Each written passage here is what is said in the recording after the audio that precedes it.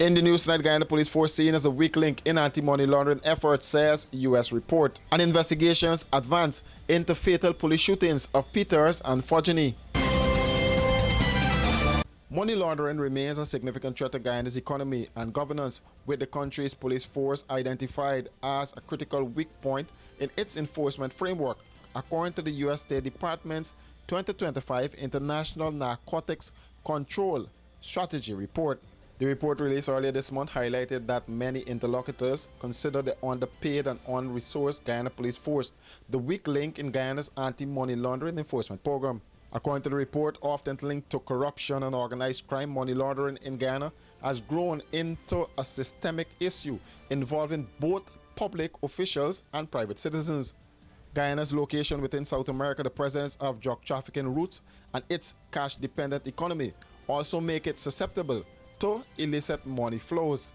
The State Department report explains that the country's anti-money laundering infrastructure, while improving, continues to face challenges due to limited technological resources, weak oversight, and a lack of transparency in public procurement processes.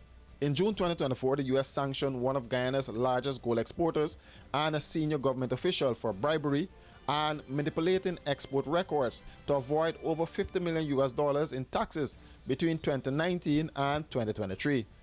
Just a month later, 4 individuals were charged by the Special Organized Crime Unit for smuggling approximately 240 ounces of virtual pure gold valued at over $560,000 disguised as silver-plated jewelry without having the necessary permits. The prosecution is ongoing. The U.S. State Department report posited that experts assess that dealers in precious metals and traders licensed to export are highly vulnerable to money laundering. Used car dealers, banking and building societies, and money transfer agencies are also identified as vulnerable. Gold smuggling in Guyana often facilitates money laundering, as criminals use illegal gold sales to disguise illicit funds, bypassing regulations. The U.S. report urged Guyana to increase oversight in high-risk sectors and enhance transparency in financial operations. It also called for more training and resources for the police and financial regulators, warning that the failure to do so could further undermine the country's ability to curb money laundering and financial crime.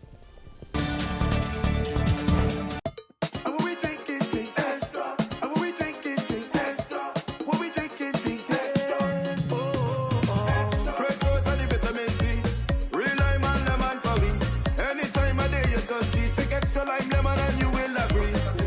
Extra lemon and lime, it's the two combined. It's one of a kind. Extra lemon and lime. Extra. And when we drink it, drink extra. And when we drink it, drink extra. When we drink it, drink extra. Hey, well if you're in the party or line, I don't like it from the first time. When you see the two, they combine. It's a drink and taste, you will never decline. Extra lemon and lime, it's the two combined. Extra lemon and lime. Extra lemon and lime. Taste the citrus in every sip.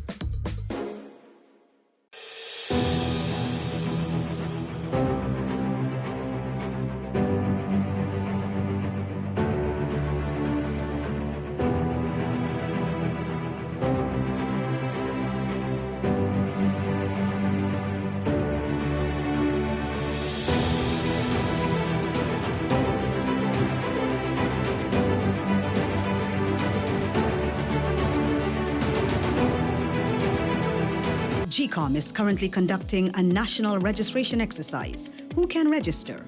Anyone who will be 14 years or older by June 30, 2025 and is a Guyanese citizen by birth, descent, naturalization, or is a citizen from a Commonwealth country living in Guyana for 1 year or more. How to apply for registration? You must visit the GCOM registration office that is responsible for your area of residence to apply for registration or name change or correction.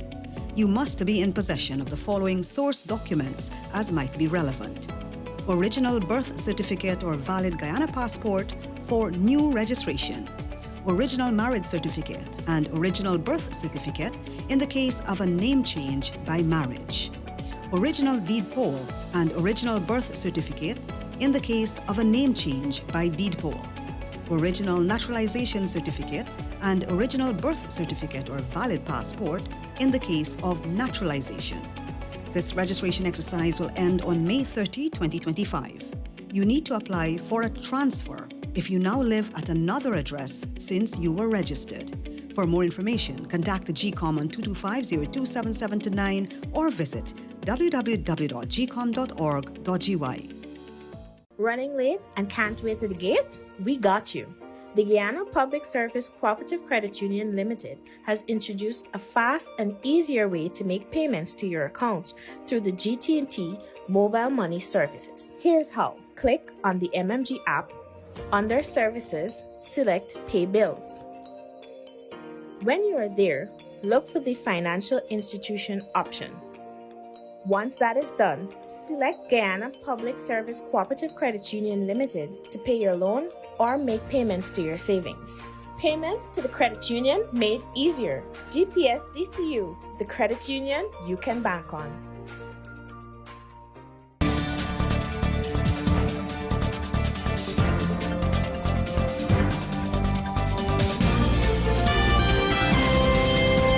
An investigation into the fatal shooting of 23-year-old Ronaldo Peters by a plainclothes police sergeant has concluded, with the case file set to be submitted to the Director of Public Prosecutions for legal advice by April 23, 2025, according to a statement from the Guyana Police Force.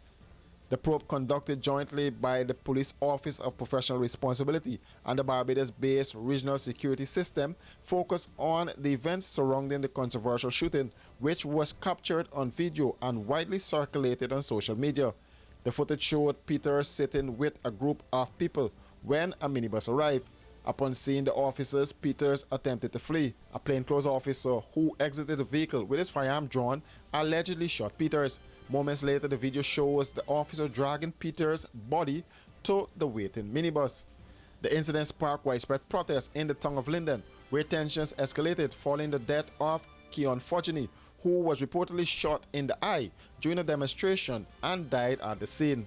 The probe into his death is ongoing, according to the police's statement. Additional witnesses are expected to be interviewed today by the investigators to complete the case before the file is submitted. The RSS is also expected to submit a report containing findings and recommendations, the police statement said. For these and other stories, do visit us at our website www.rdproductiongy.com.